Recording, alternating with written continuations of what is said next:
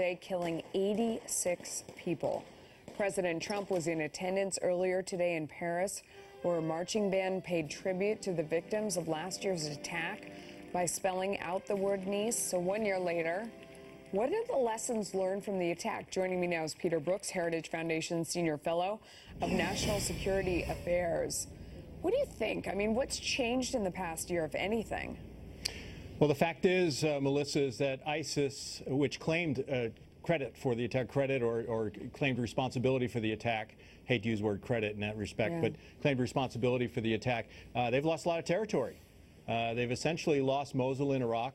And our forces, our allied forces, anti-ISIS coalition forces, are taking the fight to them in Raqqa. So they have less area to plan, train, and operate. And they're occupied with other issues other than enforcing or moving forward on their away game. You know, they have a home game in Iraq and Syria, and they have an away game overseas, including in Western Europe and the United States. In 2015, we had 17 plots or attacks in the United States. In 2016, it was only 12. And this year, we've only had 3.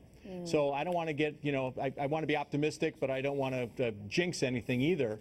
But I think it's because of the additional pressure we've put on them overseas in Syria and Iraq that has made the difference. Does it just feel like we've seen more attacks in other countries when you look at what has happened in London, what has happened in Paris, what has happened in Brussels, you know, even in Turkey and stuff? It seems like we're hearing about more of these attacks that are in the lone wolf style, or, you know, in the being radicalized and, you know, sort of away and then attacking a large city. It seems like there are more of those. Is that just our imagination? I'm not saying we're out of danger, and I don't have the statistics to say whether those are down as well, but I know in the United States they are. And I think it's because we've taken the fight to them.